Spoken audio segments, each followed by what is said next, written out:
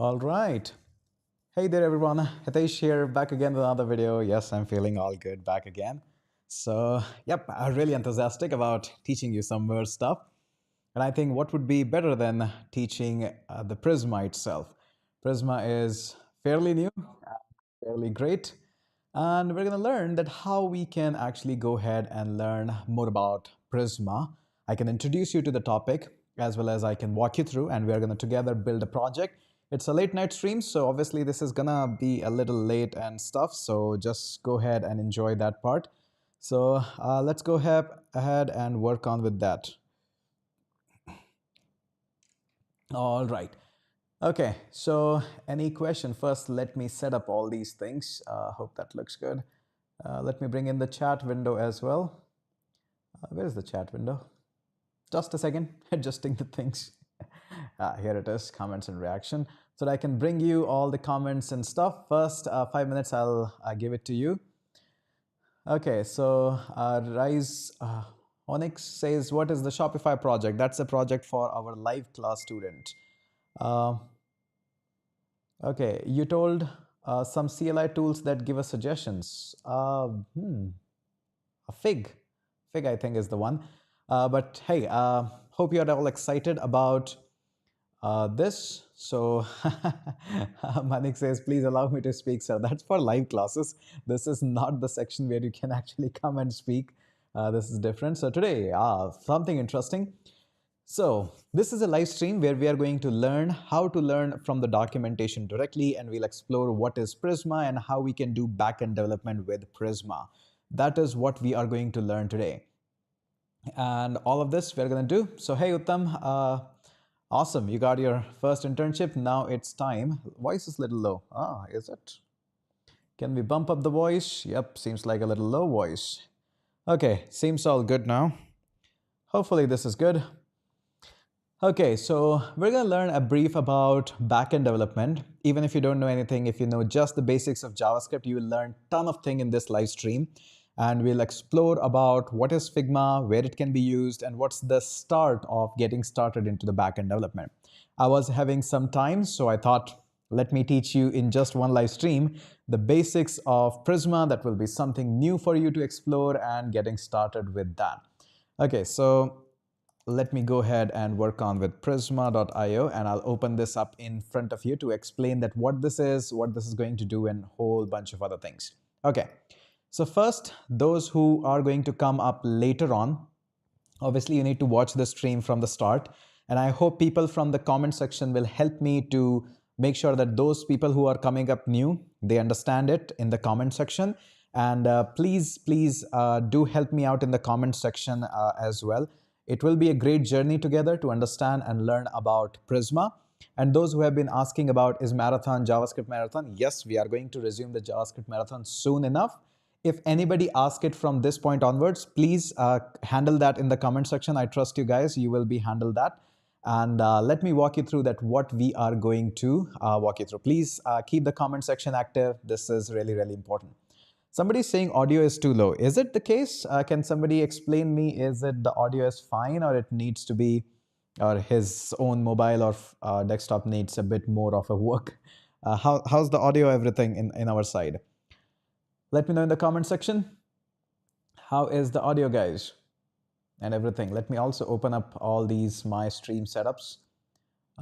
Studio, just give me a second. I'll set up the things, and then we're going to get started with this live. And okay, seems like we need some settings to be done. Applying that and getting into the control room. All right. Looks okay.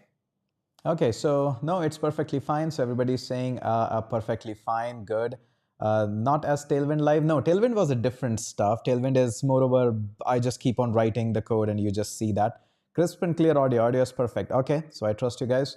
Audio is fine. Usually I take care of my audio quite seriously. So yes, I think if you're thinking audio is low, I think you need to bump up your audio gears a little bit, because from all I see, I don't trust the ears, I trust more on the eyes, so it's all good. Okay, Please launch your HTML CSS. No, we are not going to launch HTML CSS videos. Okay, no, we are not going to launch these on YouTube. YouTube stuff is different and all going on like that. Okay, like the video. Yes, like the video. Okay, let me move up here and walk you through that how this is all going to get started. Okay, so first, let me share my screen with all of you guys. Okay, so this is what we're talking about today and what we're going to be studying today, and we'll be building a project with this one. So this is going to be really cool. So Prisma, it's a next generation Node.js and TypeScript ORM. We will be using just the JavaScript in that, not the TypeScript. This is what it is. And in order to understand what this is actually a standalone project in between your code as well as putting anything into the database. So that is how it looks like. Scale up your database connections with the proxy, without the proxy. Prisma can go like really, really great in that. So there's a lot of use cases of Prisma. There are a couple of nice documentation as well about the Prisma. So let me go ahead and open up the documentation so that you can see that how this actually goes on. So what is Prisma? Great question. So on a high level overview, there are a couple of videos as well, and there are a lot of things.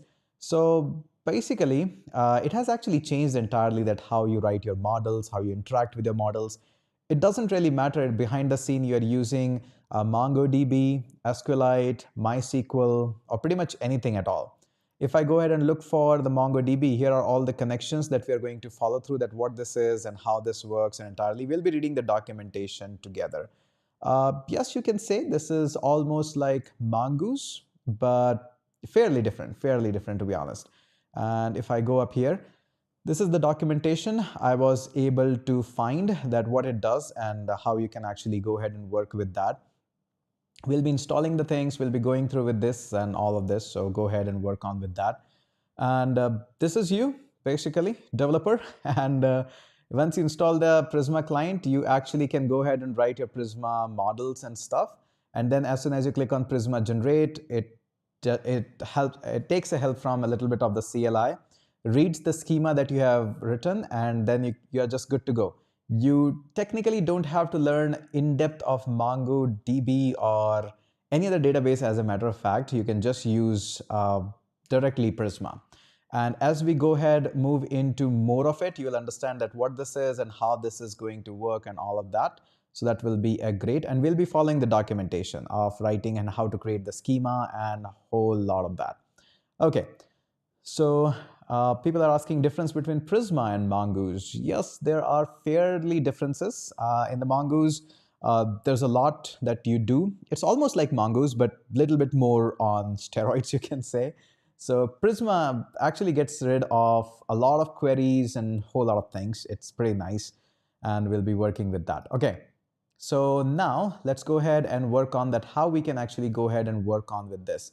So there is a walkthrough guide that how you can go ahead and use the Prisma and all of that. We'll be following the documentation. That would be great. Okay, let's go up into developer, documentation, and I want to use MongoDB. So this is my walkthrough guide of how the connection details works and connection timeout and object. But I just read that there was a getting started or something. Let me go back into the documentation and show you because I studied it. Get started, I guess that's where it is. And I want to start from scratch, and I want to start MongoDB. And these are all the things that are available to me. So we'll be following this documentation, and we'll be working through that. And yes, it says although that you have to use TypeScript and TS Node, we'll be walking through with the JavaScript because majority of the audience still use JavaScript. I'll be using that probably another of the tutorial with the TypeScript, maybe on some other day. So we'll be using this one here. Okay, let's go ahead and create this one. And don't you worry, I'll give you this folder as well. That will be available soon. This was not a planned live, so we'll be going through a little bit of, this file will be available a little later. That's all I'm saying is Prisma dash backend. Okay, let me go ahead and use the VS Code as well. So let me go ahead, fire up my VS Code. Here it is. And there we go. Looks great. Let's go ahead and drag and drop. And there we go. Yes, of course, I do trust this one. And let's go ahead. Now, a couple of things. It says that you have to create a directory, follow into that, initialize this, and then you can install Prisma, TS Node, and a whole bunch of other things and configuration. And then you can go ahead and use npx Prisma, Prisma init, initialize the Prisma, and a whole bunch of other things. Okay, so that is, and then we can start connecting the database. Now, before connecting the database itself, I got something here. So let me walk you through. Here this is, I have another browser, yes. Okay, so what this browser is saying that, okay, where is the browser? Let me find my browser. There we go. So what I've done is I went into the Atlas of MongoDB. In case you are not aware of this, let me also walk you through. MongoDB Atlas. This is MongoDB, but in cloud, not in your local system. That is all it is. That is all it is. A database deployed multi-cloud database. So basically it's free. There is pricing involved, but there is a generous free tier that you can use that is shared actually. And by the way, don't mind me sipping iced tea in between. All right.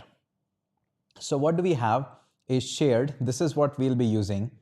It is more than enough for what we are doing. We are just trying and testing out the stuff. So thank you so much, MongoDB, for using this. So this is MongoDB Atlas. And this is what we have. So I've already created a collection here. So if you'll go into this database, it will ask you to create a database. Couple of things that I would really want you to focus in case you are working on Atlas first time. I have given my network access to everything. It's not really great for production, but as of now, I've given it IP address of all so that everybody can actually connect to this database. I'm on localhost. I've also created a user here. So this is the user that I'll be using for writing into my database. And I've got this database, which I can just click on connect and get my connection string from here. I will obviously be getting this connection string and writing my ID and password on another screen. I will not show you. It's a password thing, so can't do much. And we'll be creating a new database here and we'll be working through with that, okay? So I hope that is all good. And this looks okay. So we'll be getting this in a minute. Okay, now let's go back onto the VS Code part. Let's go ahead and initialize this. So again, our favorite stuff with this is going to be simply npm init. And let's also pass -y to say yes for all the things that it is asking. So as we can see, majority of the stuff is going on in here. So let me walk you through. Too big of a screen. All right. Okay, so I hope this is all good. And by the way, you can bump up the video to 4K. I'm streaming into 4K. This is enough. Okay, now let's go ahead and focus on what are all the other things that we are going to need into this project actually. This is a fairly good project. Just give me a second. Okay, seems like a couple of interesting and important files are also opened up. So I'm going to go ahead and just close these files. Again, company stuff, sensitive stuff, sometimes they are opened up. Okay, don't you worry. I'll just close them up. Okay, looks great. And there we go. All right. Okay, so now we are back and we can see that what all the files and everything are there. Okay, so how we can actually make and get started with the backend development, that is also an interesting question that we have. And let me go ahead and get the comments up here as well. All right. Okay, so the first thing that we're going to do is install Express. So I'm going to go ahead and say npm install Express. In case you're not aware about the Express, it's a pretty good package for building backend application, and we'll be working through with that. Apart from that, there are a couple of other libraries that we're going to be using because we are building a full-fledged backend. That means there will be login, there will be sign up, there will be logout, and the logged in user will be able to write content, basically a blog post. So something like that we'll be building up, okay? Let me go ahead and move this up. So a couple of other libraries that we're going to be needing is let's go ahead and get them. So the first one, in case you are not aware of that, is bcrypt.js. So this actually allows us to have cryptic tokens, so that we'll be using that. And we might be using a validator, not really sure. We might not, we can install it later on. Definitely we'll be using JSON web token. So this helps us to actually generate uh, JSON web tokens. We will be storing them into the cookies, so we need a cookie parser. So we'll be getting that, and we'll be using .env as well. Now, one of the great thing, we'll come back onto the Prisma as well in a later stage, but right now this is all what we have, and we'll walk through with the Prisma as well. But these are the packages which are not Prisma dependent. These are the basic packages to write controllers, write routes, middlewares, encryption, a whole lot of other things as well. And definitely, this is not a full-fledged backend development tutorial. I would have gone through with way more depth in my other courses and stuff. This is just a basic guidance so that you can learn something on the backend. Okay, hope you're doing good. Okay, so that's great so far. And maybe you can also go ahead and install a dev dependency as nodemon. That is going to keep on refreshing other things, so that is also nice. Okay, now since we are on to this installing part, let's go ahead and read the documentation and then install Prisma. Otherwise, it's not going to be that good. So let me go ahead and open this up. So here it is. We can simply go ahead and say, here we can see we have got this npm install Prisma and whatnot. So we're going to be installing this Prisma as dev dependency, although we can go ahead and initialize it up here as well. That is kind of also fine. Or you can just set up this up using npx Prisma init. So we'll be working through with that. Let's go ahead and install this as a dev dependency. How do we do that? We simply go ahead and say npm install -d, capital D, as dev dependency. And then we can go ahead and say Prisma. All right. So this will be installed as dev dependency, and we'll be able to catch that up. So apart from nodemon, now we have Prisma. Okay. Now notice this very carefully.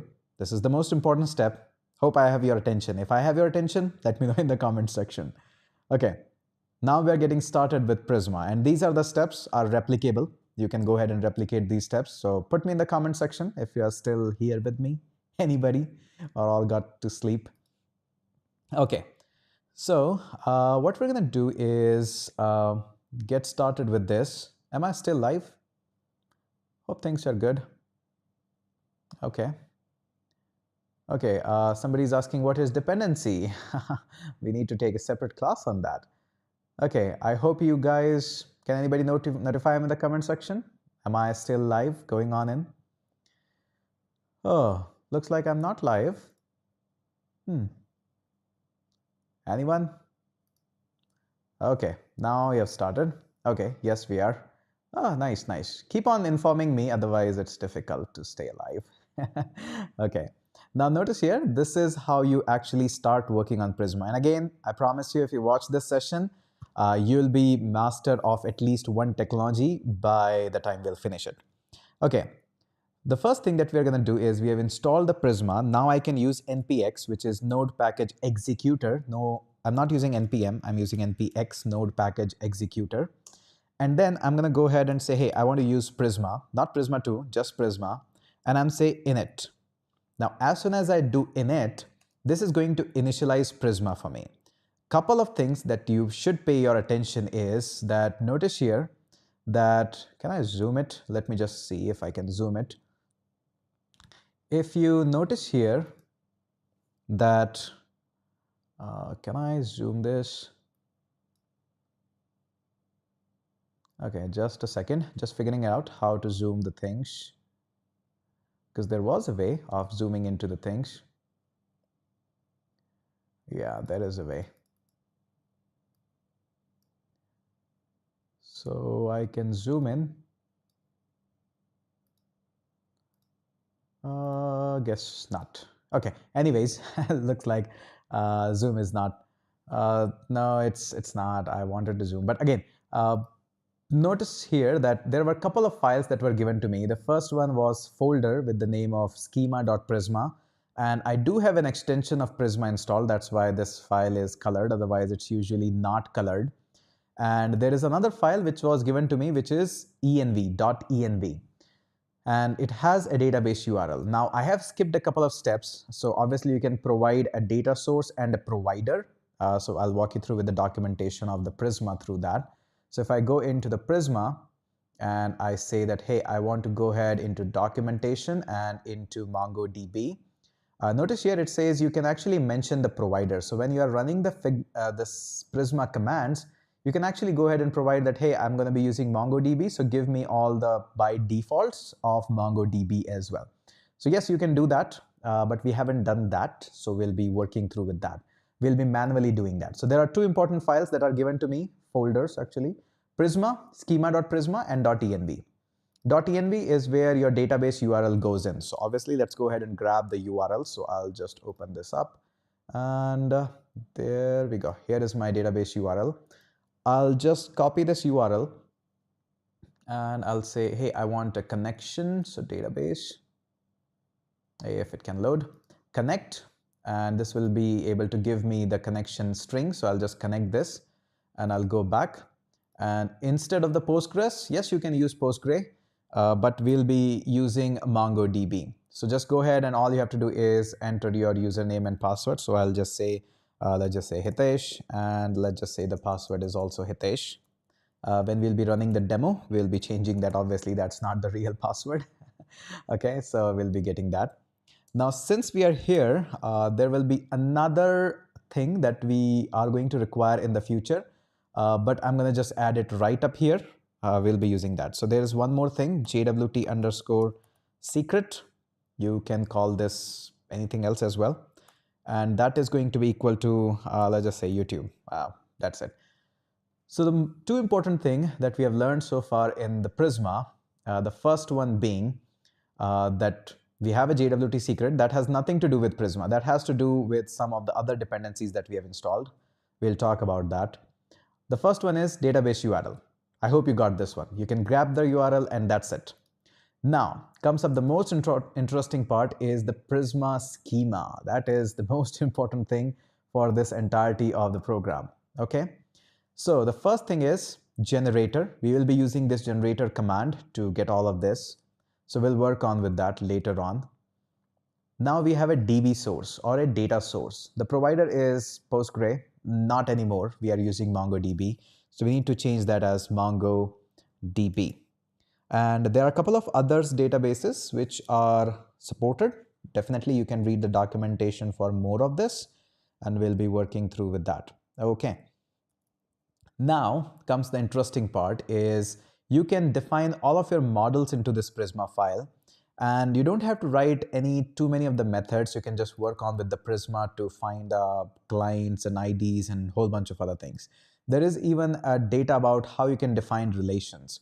So if we can study this a little bit, there is a one-to-one relation, there is one-to-many relation, and there is many-to-many relation that we have. And I do understand this is a little bit of an additional kind of I wouldn't say easy part. This is a little bit difficult. There are a lot of prerequisite of the Prisma, but again, I'll make it super easy for you to go ahead and get started with that.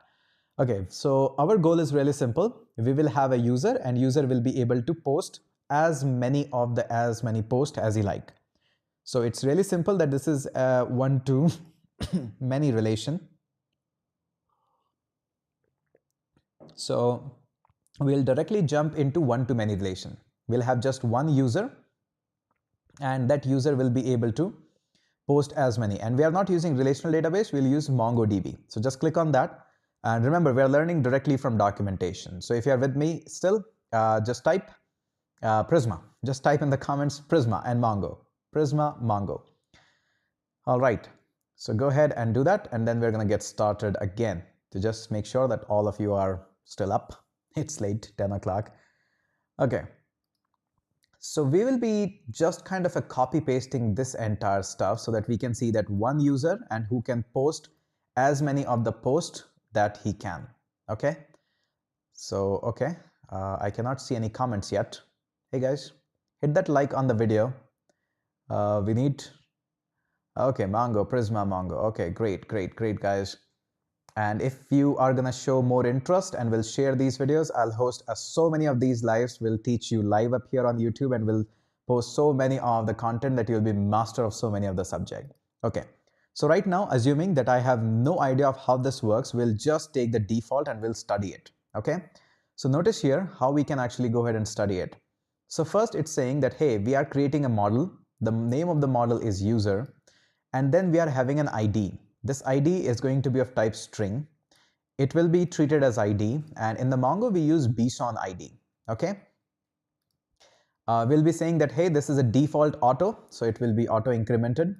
This will be mapped as underscore ID. So what happens is in the MongoDB, if I'll walk you through with the MongoDB a little bit more. So just up here, every single connection string in the MongoDB, if I browse any collection, I'm pretty sure I might be having some of the collections. And there are 0, my first database, users. Yeah, here it is. If you see this, every single ID or every single object into this collection is going to have an underscore ID. This underscore ID is responsible for uniquely identifying this particular property or this particular field. So here, this is actually a bson and not the JSON. So that's why we are having this object ID and this unique ID that is given to us. This is exactly what we want to use. So that is why it's saying that, hey, map the underscore ID with this, and this is just a syntax @db.objectID. And definitely this part of the thing requires a separate video in itself and a separate discussion. But so far I have learned that I can do this much of the thing pretty easy. So this is the ID and this is where all the posts are going to go. This is how the documentation reading goes on. Now documentation are never going to be perfect. You have to mold these documentation according to you. Then we are again creating a post, and notice here this posts array is this post. So user can have as many posts as he like. Okay, this is the relation what we are having.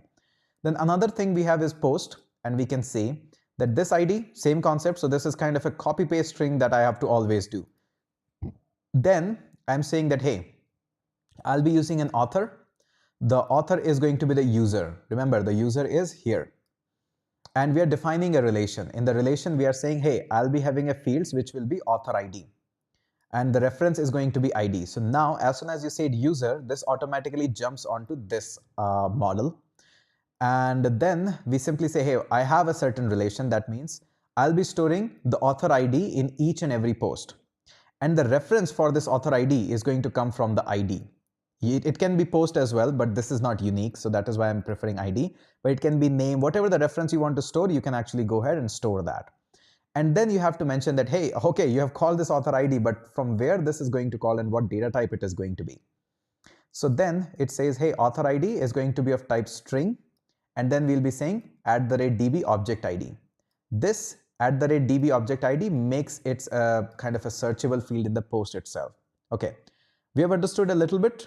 I obviously agree we haven't understood all of it, but let's see, based on this much of knowledge, can we define a simple user which is having more complex properties than this, and can we define a post of it? So again, reading from the documentation. Let's go ahead and copy this entirely, go back to our code, and this is where you have to actually define all of your schemas. So let's go up here, and we can actually close this. We don't need it. There we go. So we have brought in user and the post. And for the user, we are having all this string and everything. I'll just say view and word wrap. So there we go. So this is all what we have. Let me go ahead and remove this part as well. Much more easier. Okay, much easier to see. Okay, so this is what we have. We have this post and everything. But now let's see if we can add more of the values and understand a little bit more of the Prisma. So obviously in the user, I don't want to just take the ID. I would also like to take name. But that name can be a simple string, and we can also put a question mark. That means that this is going to be an optional string. Okay, that is one thing. Now I also want to have email, but email I really want to take, so I'll say string. And in Prisma, you can make that unique by saying @unique. And there are a lot of properties. This automatically is going to do so much of automaticity, kind of, that's even not a word, automatic stuff for you for getting this one. So going with that. And also I would like to take input as password, and that is also going to be a string. So I have modified and taken some of my input that I really wanted to have. I have annotated one as unique, so I want it to be unique, and I definitely can study more into this ORM, this Prisma, to understand more about it. But as I write more code, and as you see more of the example, you will be able to understand more of it. Okay, so far so good. And question mark simply means optional. We definitely, if you wish, just notify once this live stream is over, notify in the comment section, and we can take this models really in depth and can have a live stream or a video series just based on that. That is also totally possible. Okay, now let me go ahead and hit a tab so that they are a little bit more oriented. I think we need,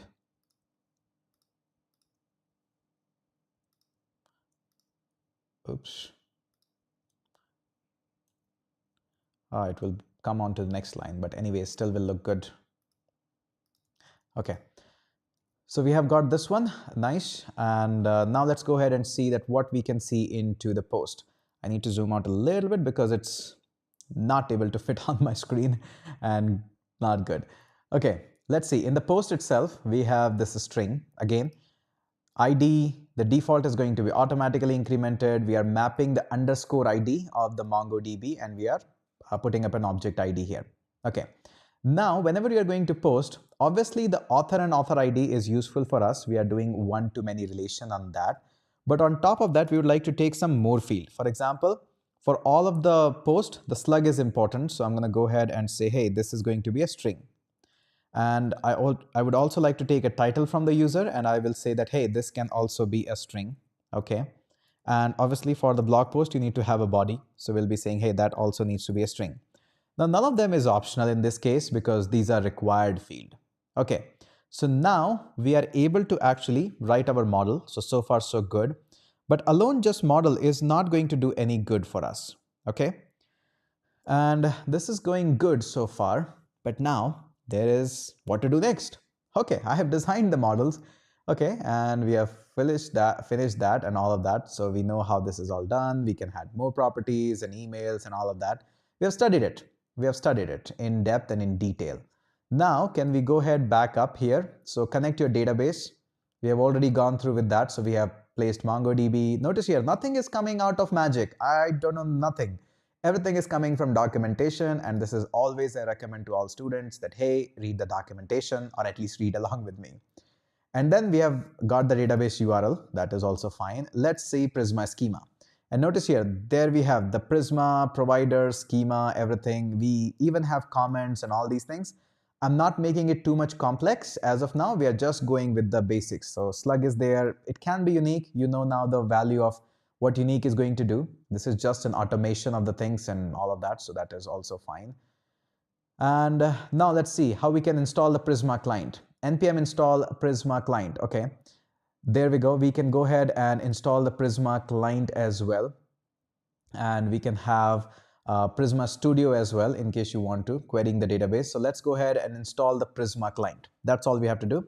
Let's copy this. Nice effect there, Prisma copied. Okay, love that. Let's go ahead and see if we can go ahead and install that. I'm going to go ahead and paste that. So now what we are doing is, for the very first time, we're actually installing the Prisma client, because if you notice past, these were dev dependencies. So they didn't, and nothing of this actually went into the production so far. And now we have this Prisma client. So what can we do with this Prisma client? So the very first thing I would recommend you to do is, once you have this, let's say if I go into querying the database, it shows you that how you can query, connect, and all of these things. Technically, you don't need to do any of that. That will automatically be handled in a minute. So we'll just go back and see that how this all can be done. Okay. And what I'll do is, now I'll use a Prisma generate command. I'll show you that where that is. If I have to search the documentation a little bit. Generate. Come on, search a little bit. So this generator is actually responsible for building so much of the things. Notice here, it says Prisma generate. So as soon as you do hit this generate, it actually generates a lot of code for you, and then you can use it. So right now, I think Nope, let's go ahead and use it. So we'll be just generating the Prisma. So let's just say, and by the way, one quick hint and one quick tip for you. Whenever you're going to touch the schema.prisma file, you have to generate, use the generate command. Okay, so we'll be hitting a Control L and I'll be using npx prisma generate. As soon as I do this, this actually gives you a couple of options and it says, hey, Prisma generate client, now you can start using the Prisma client in your code. Everything is all done, everything is all good, kind of a stuff that it gives to you. Now, a couple of things now we have to do additionally on top of that. Again, this is really, really replicable. You can use this. Okay. So what I can do now is I can go ahead and create a file into this Prisma folder. So I'm going to go ahead and say a file into this Prisma, and that will be simply index.js. I have this file, and if I go ahead and scroll this a little bit, in case you did notice, let me generate the Prisma again, Prisma generate. If you noticed, it gives you a couple of commands here that you have to use. So I'll just copy these commands, go back into index.js, and I will paste that. Now, although this is good and perfectly okay, but I like to change this into a const Prisma client, and that is going to be equal, and then we'll be saying require, convert that into like that. There we go. So now we are requiring the Prisma client. We are having a Prisma as well. All you have to do, this is again replicable, module.exports, and then you have to do Prisma. Okay, now what we have done here, this is the most important thing.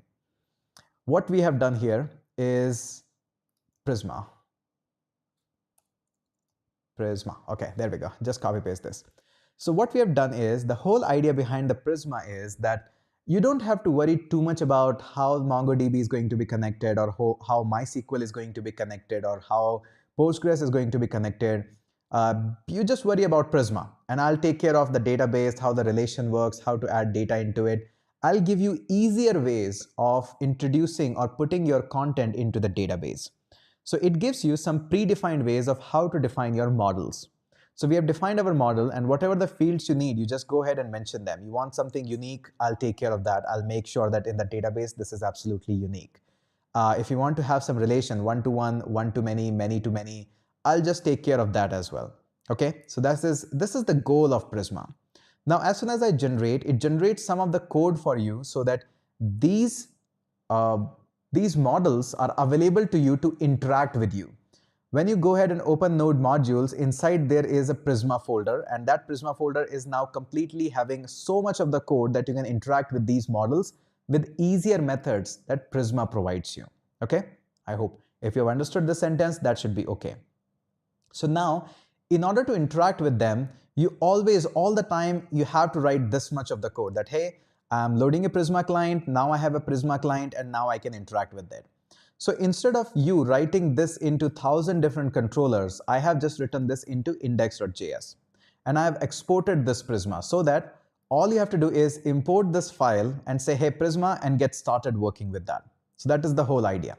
Okay, I hope you got this one. So now the whole job and whole work of Prisma is done. That's it. That's all it has to do. That all it has to work. So your Prisma tutorial is over, but now we have to verify that is it working or not? Is it going good or not? So we have to, for that, we have to go through and write a simple routers and cookie parser and all of that. Now I have already done like in-depth amount of courses and a whole bunch of other things for that, and that we can go ahead and work on with that now. So I'll be speeding a tiny bit up, not too much. Let's first go ahead and create a simple index.js. This will be our entry point or entry file that we are going to have. In fact, I haven't touched the package.json yet, so let's go ahead and change that. So this will be a simple, let's call it as dev script. Since we have installed the nodemon, we can go ahead and say nodemon, and you can keep on monitoring index.js, and I think that should be it. And hit that. So now this index.js is up here. So those who have never seen writing the backends or something, this would be a great exercise for you to get started with that. If you remember, we have so many of these packages installed. These are kind of a bare minimum package, most important being Express. So now we're going to see that how we can actually go ahead and use cookie parser, express, and all of that. So we'll be working through with that. So first is going to be express. And in order to use express, all you got to do is simply say require express. That's all you have to do. You can even read the documentation of express, but the first goal is to make a simple API using express. Then we're going to use an app that will be based on express. There we go, initialized an app, and that's all it takes. And once this app is initialized, I can go ahead and call this app. There are a lot of methods on this, so get, post, and all of that. And I'll say, hey, there is a route that says slash. And then you have to write a simple callback. You have to say request and response, okay? And then, since it's a callback, this is how the syntax works. And then you can use res dot, and there's a lot of methods here. You can use send, you can use so many of that. So this is the basic.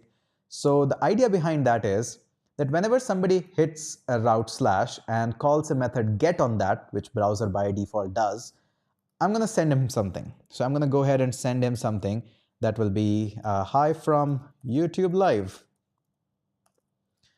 So this is what we have. Now, we are sending a response, but another missing piece is we are not listening. We need to listen, and trust me, listening is the most important ability that you can do in the life as well. So there are two things. Notice here, it says, hey, listen, what is the callback and void? So the first thing you have to pass on what port you are listening. Let's just say on 3000 I'm listening. And what you need to do is you can also optionally, you can pass on a callback. You can go like this and say, hey, I'll be just logging that server is running on port 3000. And again, people will say, hey, you should not use these hard-coded values. You should declare them into a variable. And yes, you can.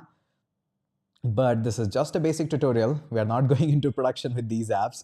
I have walked through into the production level and grade in my backend development course and in the live courses as well. But this is how we are going to use this one. Okay, so let's go up here. And again, somebody's asking about the JavaScript marathon and stuff. So can somebody reply him in the comment section?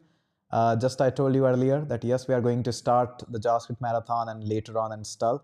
And haha, somebody says just unsubscribed. Feel free to unsubscribe. If I'm teaching you and that is not giving you enough value, I'm putting up my time and you say it's just unsubscribed, I would say it's better to go. I'm putting in so much of the effort here and people are saying, hey, I'm unsubscribing you because you are teaching. Come on, man. You should be watching TikTok videos. That feels so bad. Okay. Happens. Phase of a life. Come on. That is really, really bad. Anyways, life happens. No worries. Let's go ahead and keep on teaching for those, at least those who want to learn. Okay. So now we are listening onto this one, and now we can just go ahead and get started with this. So we can say npm run dev, and let's get started. So the port is running our 3000. Okay, let's see if we can go ahead and work on with that. So localhost 3000, and there we go. We can see hi from YouTube. Okay, all right. Go ahead and work on with that. And now, okay, so now you know how the basic of this work, and actually you can go ahead and use Postman as well. This is the Postman, and this is how you can go ahead and work on with the basic backend. I'll skip this. I'll say I want to have a new HTTP request, and this is a get method. There are many methods that you can use here. So I'm going to be using a localhost 3000, and as soon as you click on send, this is the hi from YouTube Live. So this is how you do testing on the backend part as well. We'll be doing a bit of more testings and stuff as well. So let me walk you through with a couple of more things that we'll be working through with that. Okay, so first, let me configure this more. So what we're going to do is we are going to be allowing our user to actually log in into our app as well. So let's go ahead and hit enter. So we'll be using cookie parser so that we can store the tokens and everything into cookies. So we're going to say, hey, const cookie parser, and we'll be saying require require, and this one is going to be cookie parser. Now, cookie parser is a way that how we are going to store the JSON tokens into that. Okay, apart from this, we will be using a little bit of that. And we'll be saying that I'll be using .env. Now, the .env file is used because we have this .env here. We cannot use them directly. We have to use this one. So the way of the syntax of the .env, again, this is coming up directly from the docs. This is not that I'm magically remembering this. Yes, of course, I have written enough of the backend that I remember some of them, but not all. And I'm going to go ahead and say config. Now, if your .env file is in some another folder, then you can go ahead and come up here and provide that path. But since we don't have, we can just directly say config and go like that. So that's it. Okay, so far our .env file and everything is also done. Now we have to write some of the middlewares. Okay, this is an interesting concept. So middleware is something that happens in between. So whenever somebody sends you a request, and I want to see that whether you are allowed to send that request or not, that's where the middleware actually comes up and kick in. All right, so we're going to say app.use. This is how you use the middleware.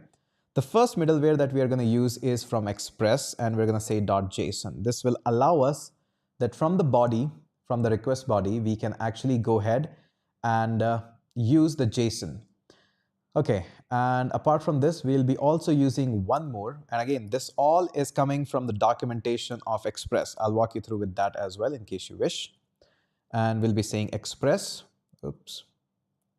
And from the Express, there is also another one which is URL encoded. Now notice here it says this is a built-in middleware, so I don't have to write any functionality for this one. Okay, remember this. And there's a super chat even. Hey, thank you so much. Thank you, sir, for everything you're doing. Just keep on doing. Don't listen to these people. Hey, thank you so much. Boost me a lot. Thank you so much. And I promise you, after watching this video, you'll be so much better off. At least you'll be having some knowledge of backend. We'll be building an end-to-end application, no matter how much time it takes. We'll be sitting here all night. Okay. And then you have to pass on just one thing here. And again, that's written in the documentation, which is extended : true. Now let's see from where all of this is coming up. So let's go ahead and read a little bit of the Express documentation as well. So let's go up here. And let's Google this. And again, Express JS. If I go up here and it says getting started.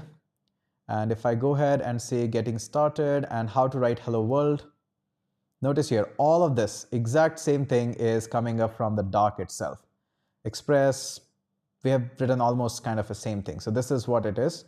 And there are also middlewares and stuff. So if you want to see the API references, and let's just see what happens into the request and response.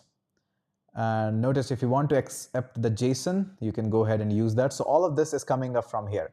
There are so many methods available.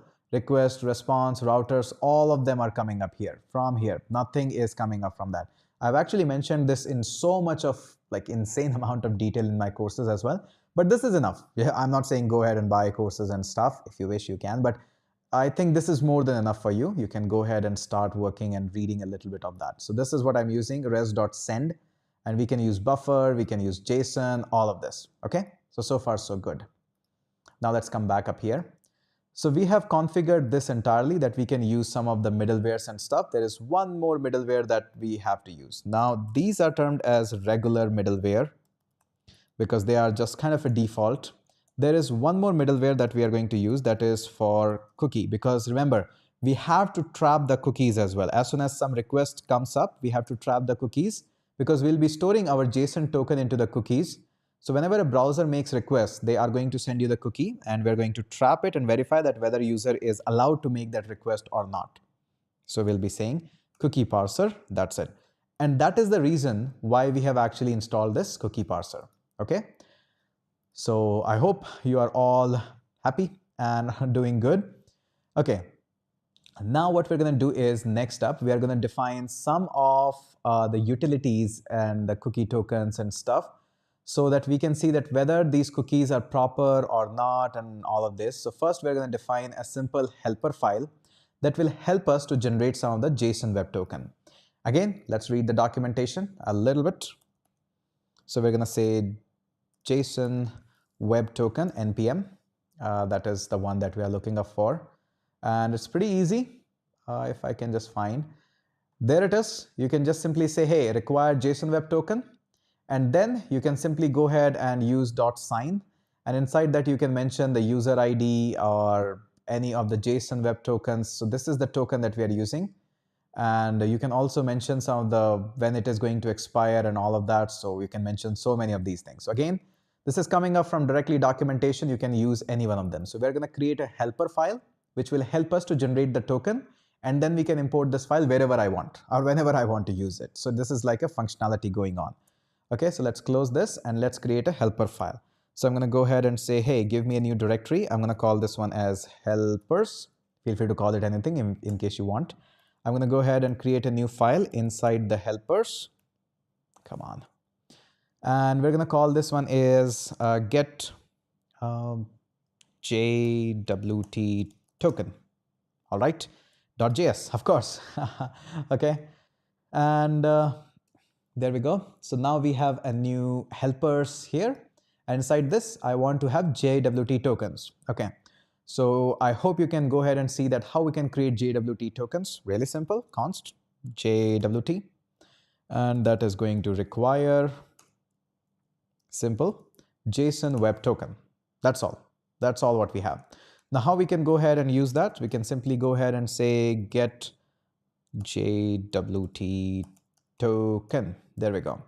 And that JWT token, in order to have that token, you have to first get the user ID. So we'll be writing kind of a middleware that whenever somebody is making a request, then we need to grab a user ID of this one. So don't you worry, user ID, I'll walk you through in case you forgot that a little bit. In the Prisma, we have written this user and its ID is there. So we will be grabbing that. So user ID needs to be there. So we'll be getting that. Okay. So for this, we'll be writing a simple callback method. No fancy JavaScript, just really basic. It's a simple method that we are storing in that. And all it does is simply use JWT dot assign token. Okay. Now, if I go ahead and open this up, notice it says you can mention what is the payload you want to store, because if you look at the JWT, to be honest, it's nothing. It's just a token that is composed of a couple of things. So if I go up here, notice this is the JWT token. It is composed of a few things. So notice here, this is the algorithm, this is the payload, and this is how the verifiable signature. So this is how your JWT token is built up. It is built of a couple of things. You can pass on user ID, you can pass on email or just an ID. There are a couple of things you can actually go ahead and use in this one. So that is exactly what we'll be doing. We'll be passing on a few payload, few properties, and just stuff like that. Okay, so I hope that makes sense to you. Let's go ahead and use that. So first thing, let's use these guys, and we'll be saying user ID will be given to you by user ID. So that is that we are passing up. So whenever we want to use get JWT token, we have to pass on user ID. Okay. Then what is the second thing? We can actually use some of the secret or the private key. There are a couple of private keys available to you. So if we just check up here, yes, you can use private key like this or like this, or we have used something into process.env dot JW. Let me just go ahead and copy that. This is the secret. And that is why we have written this secret, so that we can actually go ahead and use this. And the reason why we are able to do it is because in the package.json, we have this .env available to us. Because of this, we are actually able to write this piece of code. Okay. So far, so good. Okay. Now we also have to set an expiry, and there are a lot of better ways actually to do this, but I think for the basics, this is all what we gotta get started with. And we can go ahead and say expires in, and then I can go ahead and simply write 1 day. Yes, really strange way of writing the day, but yes, you are allowed to do so. Let me go ahead and say view word wrap. Okay. So this is what we have, and now all we got to do is export this. So we're going to go ahead and say module.exports, and hey, let's throw this out so that anybody can use it. So now we have this helper, which I can call anywhere, and which will be able to generate and give me a JWT token. All right, still with me?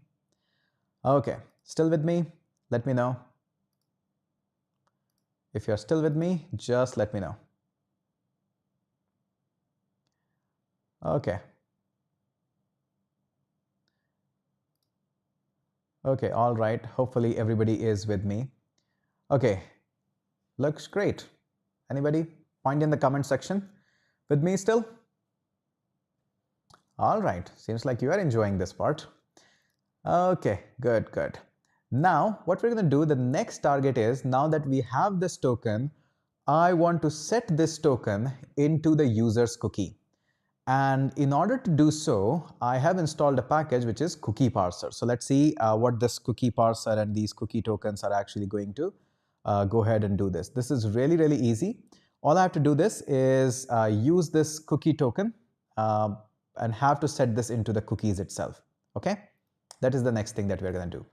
So let's first create another utility. We can call this one as helper as well, but totally up to you.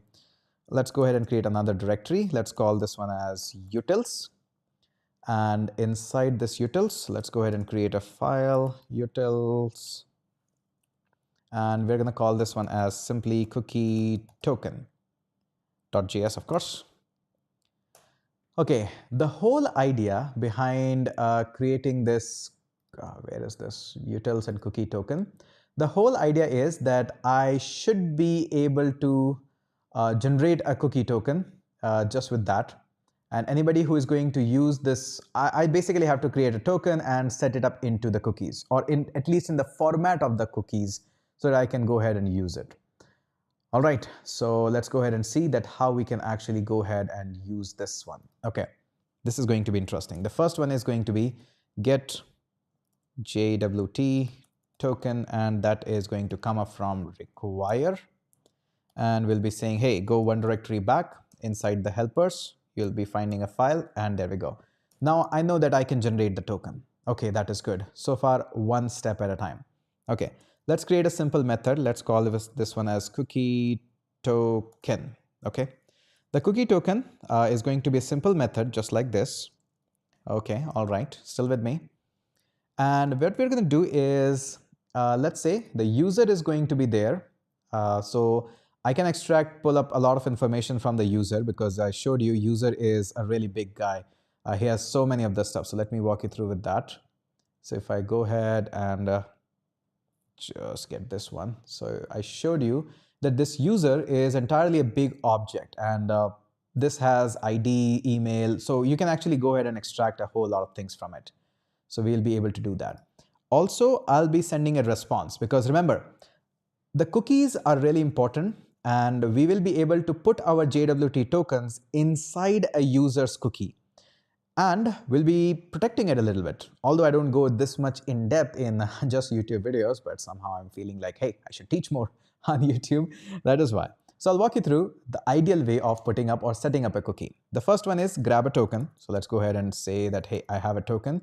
How can I grab a token? Simply by saying get JWT token, provide a user.id.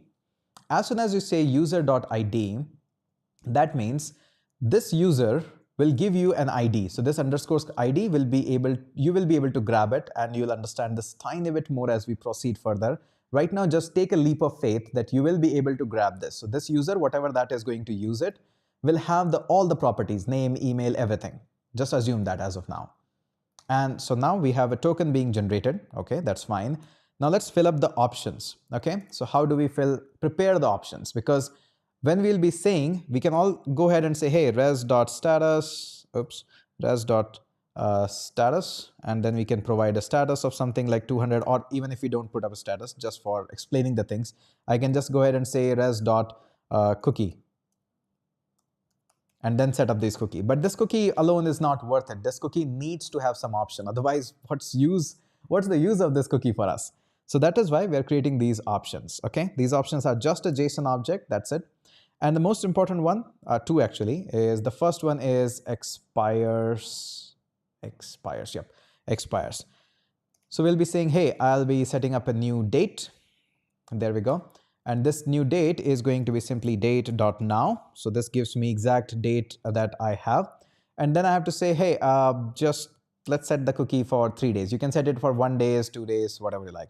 So 3 multiplied by 24 multiplied by 60 multiplied by 60 and multiplied by 1000. And yes, this here's a syntax. Uh, I know this is a bit of confusing. So what's happening? We need to store the time in milliseconds. So milliseconds, then minutes and hours, and making it a 1 day, and then multiplying it by 3, so making it 3 days, and 3 days from now. So yes, a little bit confusing, but yeah. Now, one more thing that we're going to do in the option is going to be one more field that is there, which is HTTP only. And again, the O is capital in the only. And once you set this one as true, what is going to happen is now you can manipulate this cookie only through the server. The user cannot actually manipulate this. This is a server only cookie. Okay, now notice here that we are sending this user.id. So there are chances that you might throw up your user entirely via this cookie token. So let's go ahead and kind of override that. So we'll be saying user.password. So we don't want to have a password and stuff. So we'll be saying it as undefined so that password doesn't go to the user. Now all we have to do is set the cookie. Set the cookie. That's all what we have to do. Res.status, and let's set a status of 200. And then we are going to go ahead and say .cookie. And that cookie is going to call it anything. We are going to call it as token. You can call it as Hitesh. You can call it as YouTube, whatever you like. And then we are going to go ahead and say, hey, we have this token. So remember the token that we have made. So we are kind of placing this token inside that. And then we are also setting that, hey, use our options that we have built. So these are all cookie options. Now let's also send a JSON response. So for the JSON response, go like that. And in the JSON response for the user or somebody who is building our front end, we're going to go ahead and say success true. That's what we are building up. And then we are going to go ahead and give him token as well. Maybe he wants to use some token in some other ways. So let's give it him because it's a verified user. And let's also give him user as well. Maybe you want to show some avatar or something of that user. So let's give him back user. If you're not giving him back user, no need to just nullify the passwords. So again, if you want to give user, totally up to you. If you don't want to give user, that's totally up to you. Okay. And the only thing that's remaining is throw this cookie token out. So let's go ahead and copy this and throw this out. So all we got to do is, I'm pretty sure you're expert in this, module.exports, and that is going to be cookie token. There we go. So you have thrown everything out. Okay. What do we have done so far? Can anybody tell me in the comments? The two things that we have done. We have generated the token and we were able to throw that token into the cookie. Right now we haven't executed that, but the functionality is ready.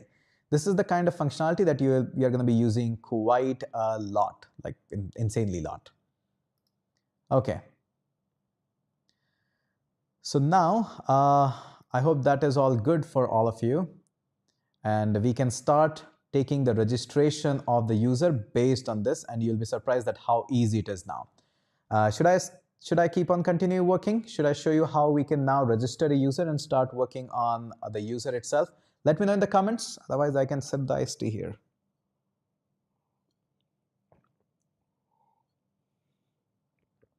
All right. So hope that is going good. And let me know in the comments, should I continue and teach you that how we can actually register a user, because functionality wise, we are all ready. If you are ready, I'm all set. I'm enjoying this. Although the users are very less, so I think I can take, this was a bit surprise live, so I think I can take some of the Q&A even at the end. Controllers. Okay. We want to separate our functionality from our routes, so we'll be doing that. So let's go ahead and create controllers. So I'm going to go ahead and say, hey, I want to create a directory. I want to call this one as controllers. There we go. And inside this controller, I'll create two files. So we're going to go ahead and say, I want to have one controller for user. So I'm going to go ahead and say user controller.js, of course. And again, this needs to go inside the controllers. So I'm going to go ahead and say controllers/. There we go. And there should be one file inside the controllers, user controller, absolutely. All right. And we need one for post as well. In case you will be still with me, I'll be able to do it. But in case people will leave, then I'll probably not do it. Still, let's go ahead and say inside the controllers, I want to have one more file, which is going to be a post controllers.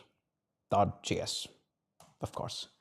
Okay, let's first talk about how we can have the controller for sign up. Let's sign up a user, all right? Give this video a thumbs up. In case you want to share that on social media, that would be an additional benefit. That would be so awesome. And yep, we'll be doing them more often if you'll ask, request this. This is 1 hour. Yeah, didn't saw that. Anyways, no problem. I can still sit here.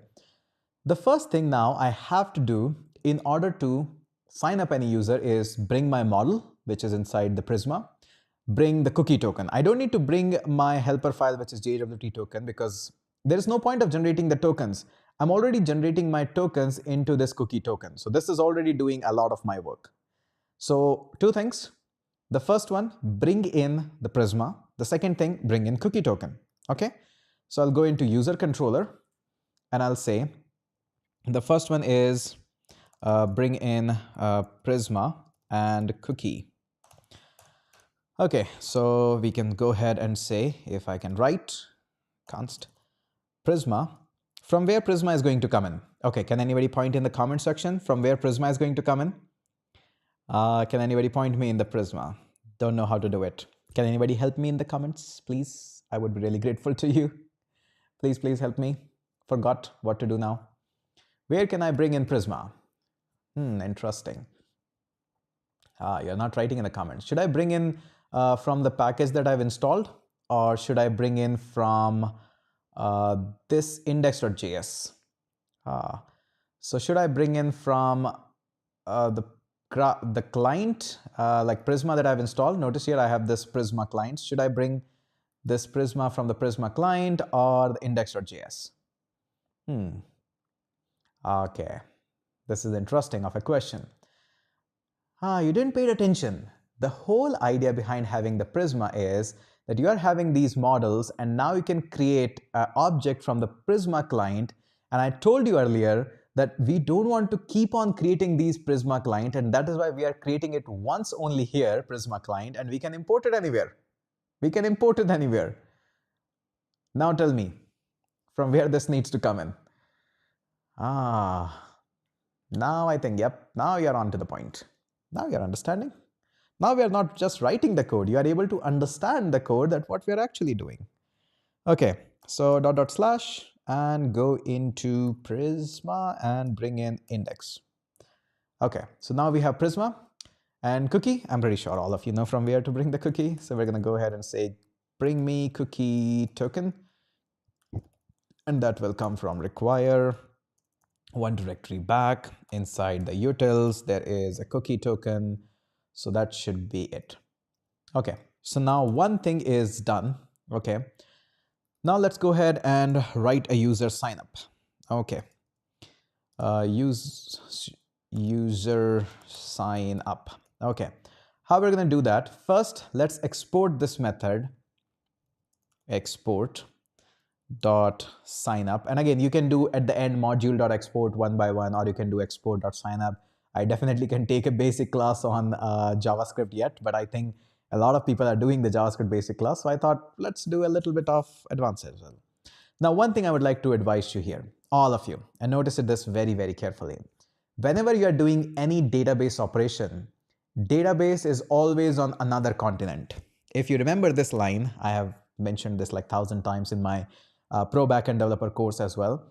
Where is your database? Database is in another continent. Okay, always. If I'm in India, my database is in Canada. If I'm in Canada, my database is in India. Okay, do you remember this? Now write in the comments, where is my database in another continent? The reason why I'm focusing so much on this is when such operations happen, when there is a chance that it might take some time, you might want to wrap this up into a sink. That is a nice way of remembering this. So we're going to go ahead and say request and response. We can actually optionally go ahead and use next as well because there is a middleware and stuff. We can actually go ahead and use that in case you want to use that. But I think we are not going to be using any of that next functionality, but still we'll keep it. Okay. And we actually won't be using it. But at least let's just keep it up here. Maybe later on we'll be using it. Okay. And we'll be going like this. There we go. Okay. Now, let's try to sign up a user, and it might go wrong. So I'll just go ahead and, oops, export. Are you happy now? Yep. Okay. So now let's go ahead and try catch this. So let's go ahead and use a try catch. In the catch, we'll be catching the error and we'll be throwing this. So let's throw this new error and will be error, just like that. Definitely, we can write a wrapper, just like we wrote in my other courses that we can write a wrapper to catch these exceptions. But I think we are a little in a hurry as of now. Let's not do this. Let's go up here. Okay, what do we want to try? I want to extract some information from the request.body. Okay, that's great. But what kind of information you are looking up for? So I'm going to go ahead and say I want to extract some information from request body. Okay, what do you need? I need name, email, and password. So these are my information that I require to sign up the user. Okay. I also want to do a check. Let's go ahead and put up a check. Let's go ahead and use a simple if condition, if statement. And if we're going to say if there is no name or if there is no email or if there is no password, basically all of these fields are kind of compulsory, then we're going to go ahead and say throw a new error, there we go. And I can say simply, please provide all fields. So maybe somebody's designing this. We can go ahead and write better error codes. I definitely agree with that part. We can write separate for if name is missing, if email is missing. So it's much more easier for the front-end guy to handle this, but we'll talk about the best practices maybe somewhere later in another such late night stream. We can actually use this one and I can guide you some a little bit more of the checks and how this can be done in a better way. But in case, let's just assume this all is coming in, how we can sign up the user. For this, we'll be taking a little bit help of the Prisma. So I go ahead and see that how we can sign up a user. So let's go ahead and work on with that. So we have this relation, MongoDB. I think we are following this up here. Where are we following the documentation? Okay, so just a second, wanted to show you something. So object ID, consideration, and connection URL generating object. Okay, let me search this because it's difficult. So I'll search for create a new user. Let's see if that is giving us anything. Okay, so create a new user and new post and all of that. So I can just search for this. So how does this Prisma work is really simple. We can just look at the documentation. So I can just go ahead and say, hey, await, obviously it needs to be run into async. Prisma.user.create. So user is obviously my model and I can use a create method on top of that. The best part is I don't have to worry what database I'm using behind the scene. That is into the configuration. It might be SQL, it might be Mongo, whatever that is. I don't really care what the database is. It's a layer in between. I can just go ahead and say create. Then I can just provide the data as an object and just can give it like this. That's all I have to do. Okay, so let's sign up a user and see that how we can do it. Okay, all right, let's go ahead and create that. So we're going to go ahead and create a user. So if you remember, notice here, this actually gives you back a user. So this user is created after this. So this is all what we have to use. So I'm going to go ahead and say const user, and that user obviously is going to be await async. Remember, database is on another continent. Hope you got this one.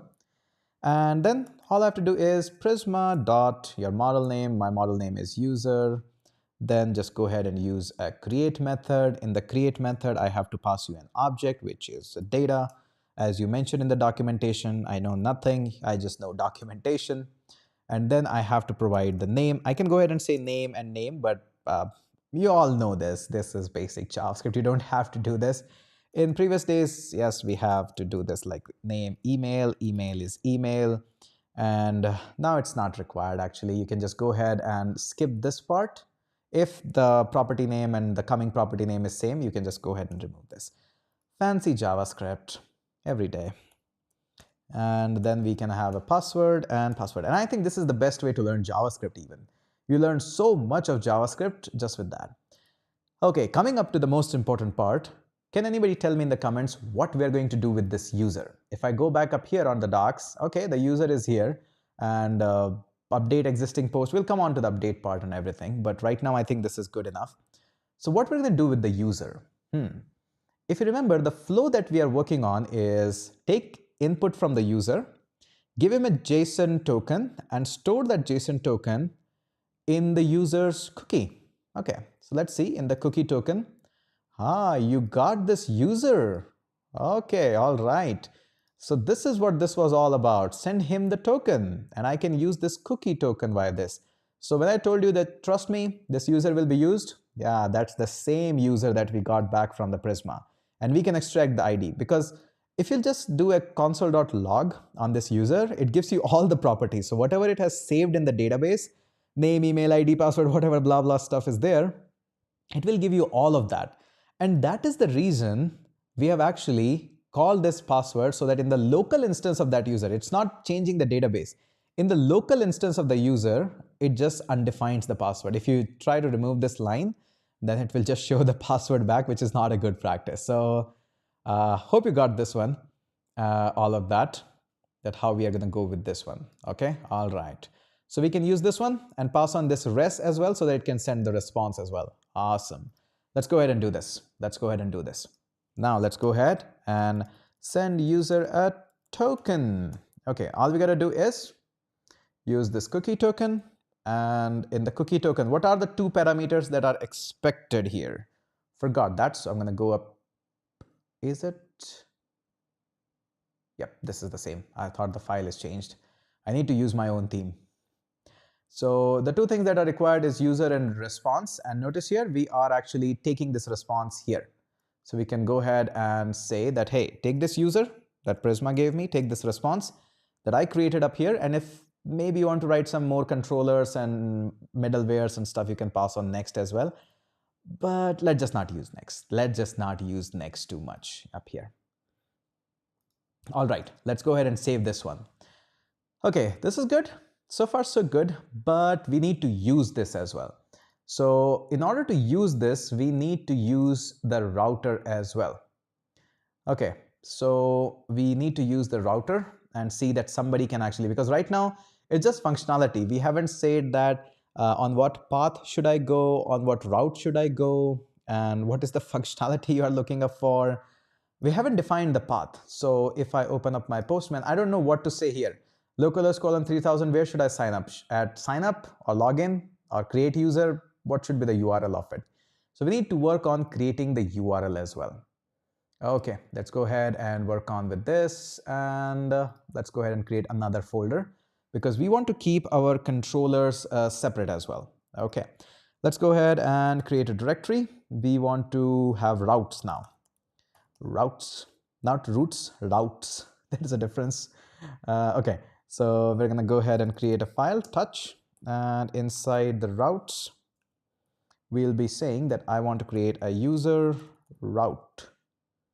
S or not, totally up to you. Okay, we're gonna go ahead and say route user routes.js. Okay, going up into the routes, user routes.js, what can we do? In here also, first we need to bring Express, because routes is all a specialty of Express. Okay, and we're gonna go with this. So again, really simple, go ahead and say require, give me Express. There we go, nothing bad. Now Express is able to handle these routes via one simple thing. We can call this one as router. Feel free to call it Superman, doesn't really matter, it's just a router name. And we're gonna go ahead and say Express has the functionality of creating a router. There we go. Okay, all right, all good. Now I can go ahead and say, hey router, just go ahead and use a route. And as soon as you open this up, notice here it has a couple of properties that you have to pass on. The first one is where should user sign up? So the route for that is going to be /sign up. And just don't sign up, just use a .post method. But not just in the post method, we have to provide a handler here, how the functionality is going to be handled. The functionality we have written already in the controller, so all we got to do is, we have even exported that, so all we got to do is import the sign up here and work on with that.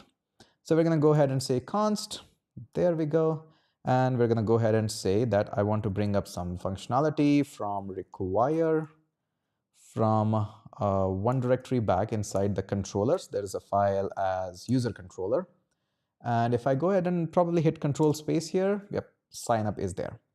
So here in the post, I have to mention what is the functionality. My functionality is sign up. And last but not the least, this router on which you are loading a whole lot of route, that needs to be exported out. Okay, so we're going to say module.exports, that is going to be router. All right. So this is going good. Okay, so now anybody can hit /sign up after the localhost colon 3000 and can actually work with that. Not really, because we have just exported the router. This router needs to be brought into the index file, because that's where all the things are there. Okay, so just above this get, we would like to have our custom routes and all of these stuffs. So what we're going to do is, first let's bring in, so we're going to call this one as simply user router, and that is going to come up from require, that is inside /routes/user routes. Okay, so what we're going to do next is we're going to just define a middleware app.use, and inside that we're going to go ahead and say /API. Now I'll tell you why we are writing /API, because this is super useful and it will be very useful in a minute. And then we're going to go ahead and say user router. Okay, what does this line of code does? Let's go ahead and understand this part. This is really, really important and really interesting. So what this is doing is, in the user routers, we have actually exported this router. This router is saying, hey, whatever you say, just go ahead and I'll perform on /signup. But here in the index, we have actually added one more thing, which is /API. So no matter whatever the route you are writing inside the user router, it might be /signup, /login, /xyz, it will always come after /API /signup. Okay, so we are prefixing in all of the user router, we are prefixing this /API. And then after that, / whatever you are mentioning here, like sign up and whatever that is. And don't forget this /. This is one of the culprit, which I've seen so many people actually gets into this and then really fall into trouble that, hey, my routes are not working, this is not going on and all of that. Okay, so we have done this, and if you wish, we can actually test this out. Okay, let's go ahead and say npm start dev and see how many errors we have made. Okay, my bad, wrong command. Npm run dev, and there we go. So now my port or my server is listening on 3000. Let me open up my Postman and see what happens on port 3000. Okay, hi live from YouTube. But I do have another route now, which is /API /sign up. All right, so this is my route. And this is not a GET request. If you remember, I come up here in the user route, I said this is a post method. So, okay, so let's go ahead and convert that into a post method. And if you remember, while writing this sign up, I said that I'll extract everything from the body. And I am also in the index.js, I'm using this URL encoded and JSON. So from the body, I can actually extract a lot of things in the JSON format. So in the Postman, I can go into body and say I'll be using the raw format, and I can send JSON here.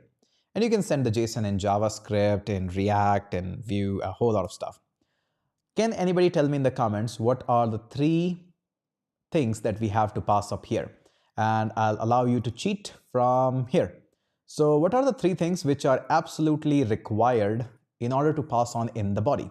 So tell me in the comments. That would be fantastic. So tell me, what can be the 3 things that we must have to pass on? I will not move forward until unless you tell me in the comments. That would be great. Okay, tell me in the comments. Okay, yep. The first answer came from Max Sprint. Nice. Name, email, and password. That's great, that's great, that's great. First answer, you are the first. Okay, now let's go ahead and see that how we can actually go ahead and use that. Let me open up Postman and see that. So 3 things, and the way how you pass it on is name. And again, we cannot zoom it much. This is it, use a little. Is there even a dark mode? I'm pretty sure there is some dark mode up here. Theme. Yep, at least converted in better, so much better. And I think we can zoom it a little bit. Let me try to zoom it. This is nice software. I love this software. This software is so nice. Okay, so I can go ahead and use name, and I'm going to go ahead and sign up YouTube, and I'm going to go ahead and say name, and now this is going to be email, and this is going to be youtube@gmail.com. And also the password, we haven't done any password sanitization check. We definitely can work on with that. Password, and that is going to be YouTube. Why not? I cannot hit this as go right now because this is okay, but there is a problem in my code right now. The problem is inside the .env, I haven't actually given a proper email and proper actually username and password of this one. So I'll just close it for a second so that I can write it. Again, I don't want to show you the password because I think somebody can actually log in into that. Although that's just a test account, but still don't want to take any risk. Okay, done with this. Again, top secret, top secret. Okay, so done with that.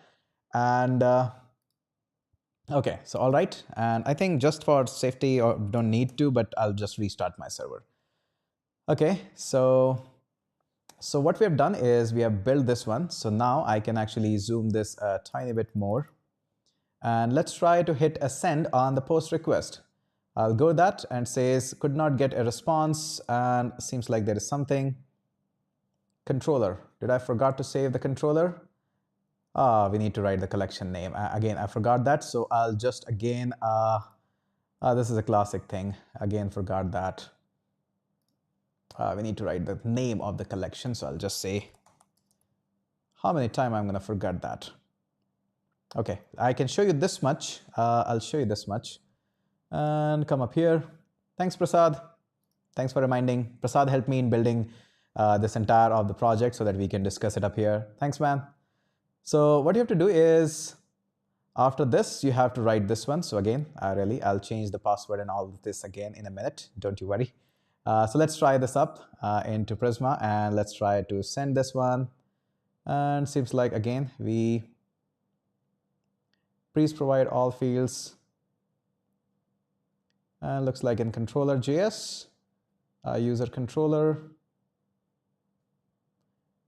database looks like, so let me just try to debug this a little bit. And let's go up here onto this up here. Let's see if we are able to actually see this. I'll just refresh this.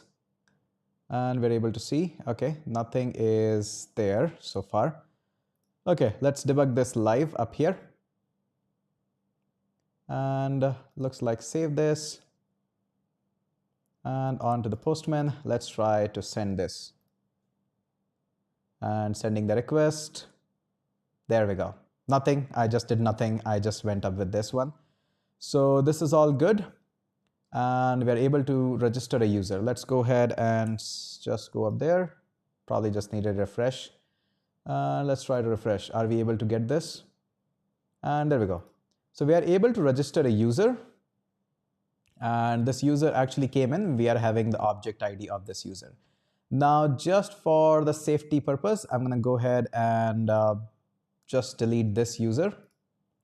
And yep, please delete this. There we go. So that nobody else can actually get into this. I accidentally showed it just for a flash of second. But again, you get the idea that how this can actually be done. Okay, so this is good so far. We can actually continue this further down. And let me just go ahead and open this up. So there we go. All right, so this is all good. Now what we can do is take some of your questions so that we can do. And we can go ahead and use this. And And let's go ahead and get this. There we go. Okay, so all right. I hope you have enjoyed this. How long? 1 hour, 30 minutes. Good life, good life. If you wish, we can continue this tomorrow as well, and we'll be building an application using Prisma. So far, we were able to just sign up because there was so much of explanation going on. And probably in tomorrow's stream, again, it can come up anytime in the day. We can actually continue this stream and can work on by building a login functionality, a logout functionality, and then only logged in user will be able to write some post. So that will give you an idea of a lot of backend. Okay, so any question that you have, you can just ask of that. So can you connect this with the front end? Absolutely. We can actually, if you wish, you can comment down, not in the chat, in the comment section. If you put up enough of the request, we would love to kind of connect a connection with this one. So that will give you.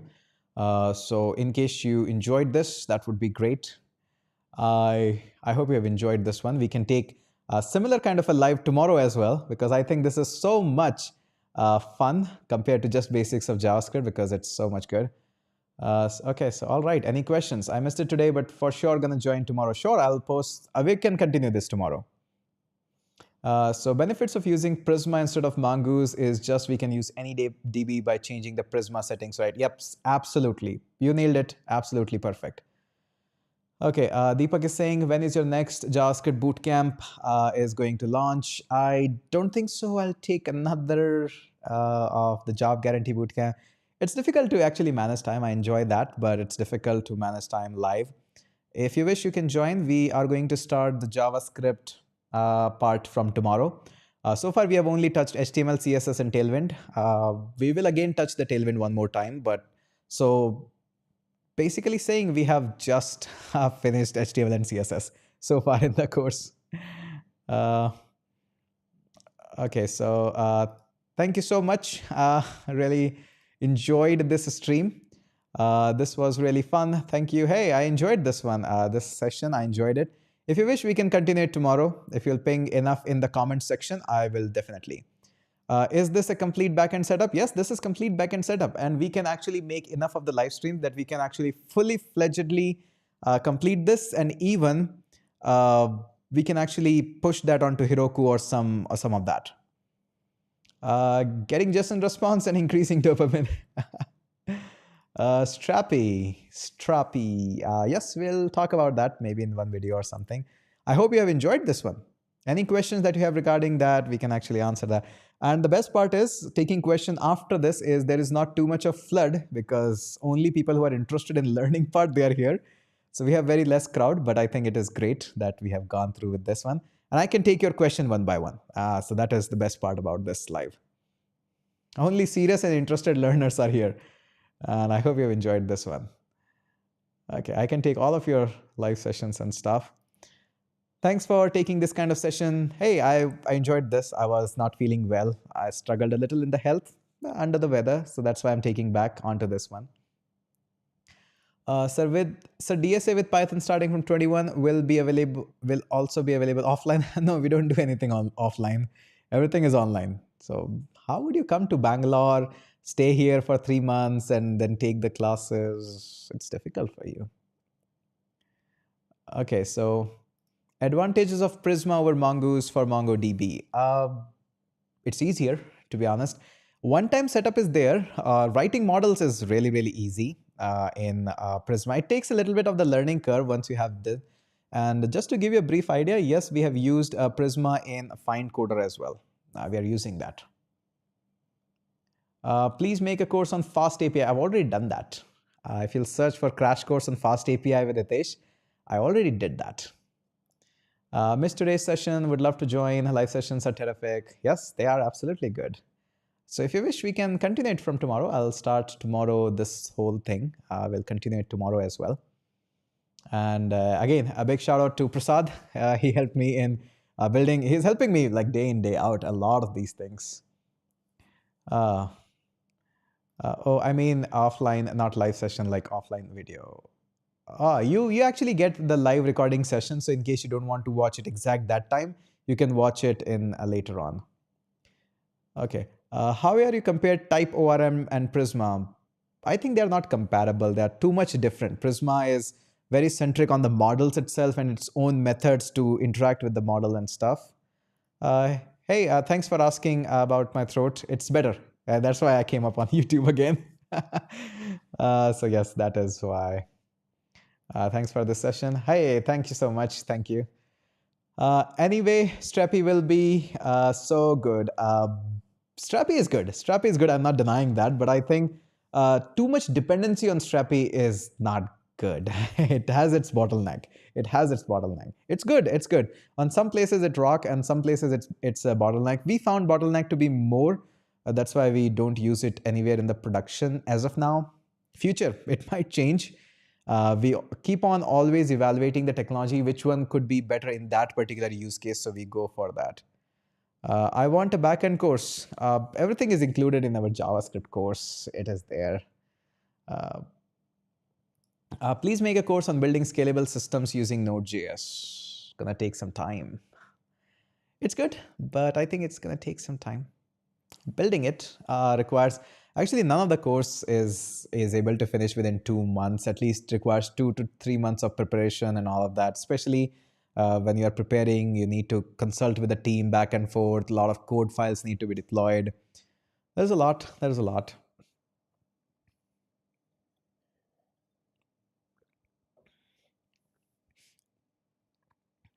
Okay. Yeah, that's an interesting question.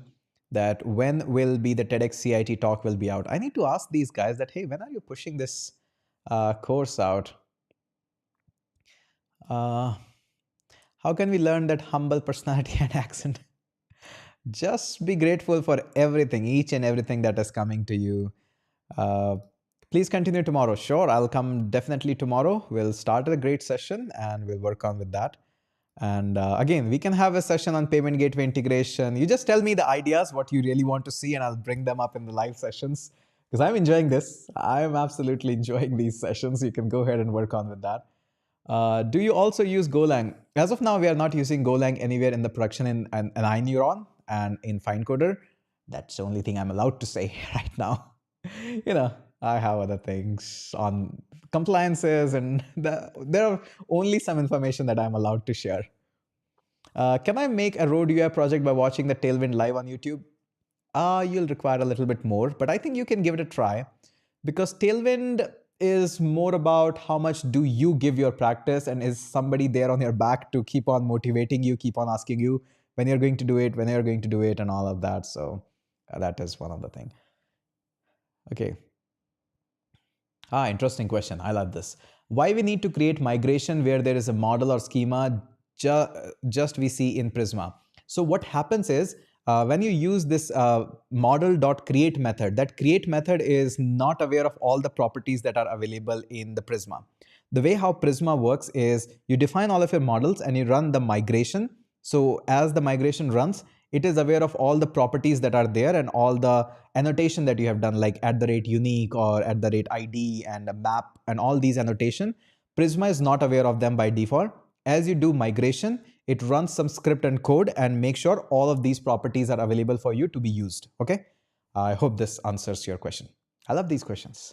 Such questions makes everybody's life easier and useful. So maybe next time there is an interview about Prisma, you can actually answer this nicely. Okay, so backend data like trips maps showing in UI based on backend. Don't know what that means. Sorry, not able to understand. Can I join the JS Live Bootcamp now? Of course, anybody can join in. We don't ask anybody that, hey, you cannot join and all of that. Anybody can join in. The only thing is you have to put in a little bit extra effort. HTML, CSS is already done. So you can watch those recorded videos. Still, you can get that. But we are starting with JavaScript now. So in case you think that I'm already good with HTML, CSS, I can just start with the JavaScript. You can join in, or I'm teaching here on YouTube as well. Feel free to just enjoy wherever you like. I'm just enjoying the part of teaching now, much more. Sir, you are so down to earth, helping providing such courses for everyone. Yes, I try my best. Even I'll bring more of these topics and more of these projects on YouTube so that you can learn even for free. Those who cannot afford, they should also be able to learn through the YouTube and stuff. I'll try my best to give you more of these content. I think you'll launch the next JS Bootcamp in September, October. Maybe, maybe not. Um Again, it might come, might not come.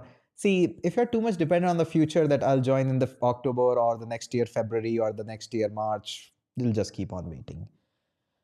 Okay, what is the drink you are having? Plain tea or anything? It's iced tea, but there is no ice in it. It's just tea now. So that is it. It's just plain tea. Okay, so I think we're done with the questions, and thank you so much for joining in. Great, and I'll catch you up tomorrow with continuation of this one. So those who haven't watched it, I recommend them to watch it, and then tomorrow we'll continue it further so that we can have more knowledge and more backend. And if you wish, we can actually put it into production on Heroku or AWS or wherever you say. That would be great. Okay, so I think that's all. And hey, Surya, thank you so much. Surya Sai, nice name. Because one of our developer name is Surya, another one of our developer name is Sai. So you are a combination of both of them. Great. Okay, live video idea, system design, behind the scene of SQL, how to go optimizing DB queries. These are not live. Okay, anyways, good night, all of you. Good night. Thank you so much. Bye-bye, and we'll catch up on tomorrow's live stream. Hope you are excited. Tell all of your friends to join in late night, sit down into or sit back into your cozy blankets and just learn something new up here. All right, and go ahead and let's catch up tomorrow. Great.